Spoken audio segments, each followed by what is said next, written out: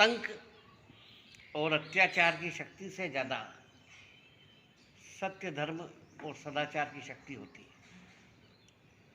त्रेता युग में रावण सभी राजाओं से कर वसूल करता था, पर भारत में एक राजा ऐसे भी हुए जिन्होंने रावण से कर वसूल किया। उन राजा का नाम था चक्रवेणु। वे सदाचारी, धर्मात्मा, सत्यनिष्ठ राजा थे। जितना भी राज्य में आय कर के द्वारा होती थी, उस राशि से वो प्रजा का पालन करते थे। स्वयं के लिए खजाने से एक पैसा भी उपयोग नहीं करते। राजा और रानी दोनों मिलकर के खेती करते थे और खेती से जो भी अन्न उत्पन्न होता था उसकी आय से अपना परिवार चलाते थे। एक बार एक उत्सव का प्रसंग आया। उसमें सभी महिलाएं सज धज करके गहने कपड़े पहन करके गई। उसमें रानी भी थी। तो रानी और राजा ये तो खेती करके साधारण ढंग से जीवन व्यापन करते थे। इतनी आय भी नहीं होती थी कि वो अपनी पत्नी के लिए गहने और कपड़े बनवा सके।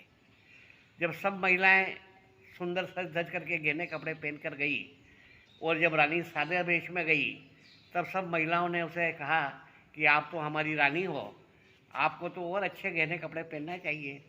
महिलाओं में ये वृत्ति होती है कि जब भी उनके पास में कुछ भी पैसा आता है तो सबसे पहले वो सौंदर्य प्रसाधन की ओर ध्यान देती है और सुंदर दिखना चाहती है।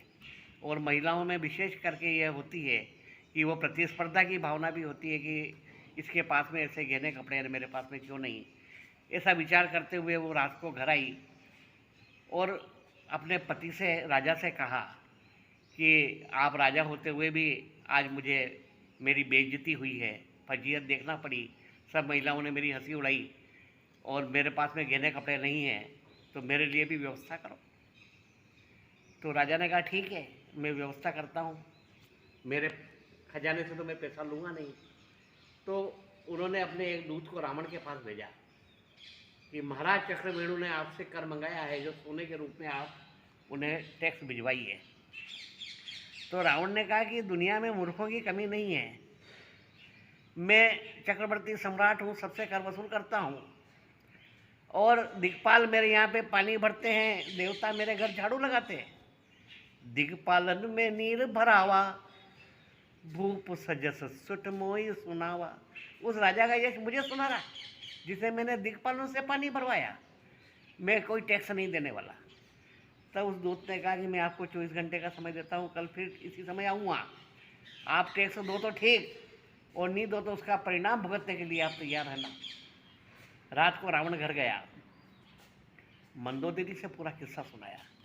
तो मंदोदरी ने कहा कि चक्रवेणु राजा जो है बहुत धर्मात्मा है, सत्यनिष्ठ है, आपको कर दे देना चाहिए।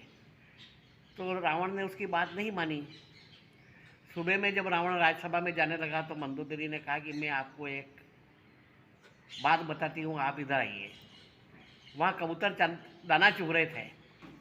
तो मंदोदरी ने कहा कि यदि कोई भी कबूतर एक भी दाना चुगेगा तो उसे महाराजा रावण की सौगंध है।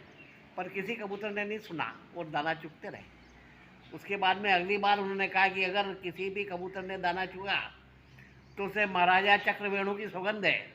तो सभी कबूतर दाना चुगना बंद कर दिया। तब मंदोदरी ने कहा, देखा महाराजा चक्रवेणु का प्रभाव और आपका प्रभाव, आपके नाम से कबूतर भी दाना नहीं छोड़ते हैं, जबकि उनके नाम से उन्होंने खाना बंद कर दिया।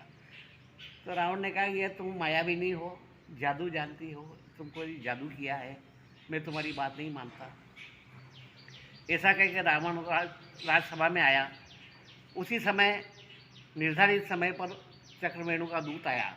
उन्होंने कहा, आपने कर देने के बारे में क्या सोचा? तो उन्होंने कहा, मैं कोई कर देने वाला नहीं हूँ, तो क्या आप कुछ समय के लिए मेरे पास साथ में समुद्र किनारे चलेंगे? तो रावण उसके साथ समुद्र किनारे गया।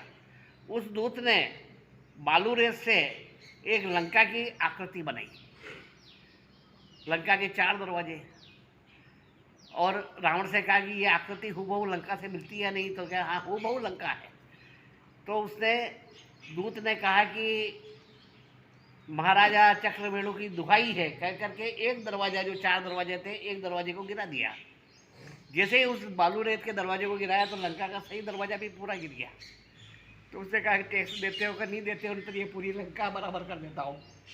तो रावण घबरा गया। तो उसने कहा कि ठीक है, मैं चलो आपको टैक्स के रूप में सोना देता हूँ। तो उन्होंने बहुत सारा सोना उसको दिया। वो सोना लेकर के राजा चक्रवेणु के पास में आया, पूरा वृत्तांत सुनाया। चक्रवेणु ने वो सोना अपनी पत्नी को दिया, जाओ जितने भी चाहो गहने बनवा लो।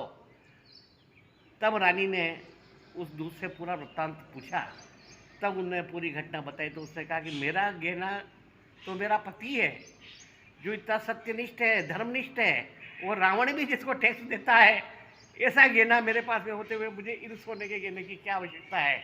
ये कर वापस आप रावण को भिजवा दो कि अत्याचार से अर्जित की हुई राशि का सोना, इसका मैं गहना नहीं पहनूंगी, और मेरे पति का जो सत्य धर्म और निष्ठता है, सदाचार है, यही मेरा गहना है और यही मेरा जीवन का धन है। इस प्रकार से अत्याचार और आतंक की शक्ति से भी बड़ी सदाचार और सत्य निष्ठा की शक्ति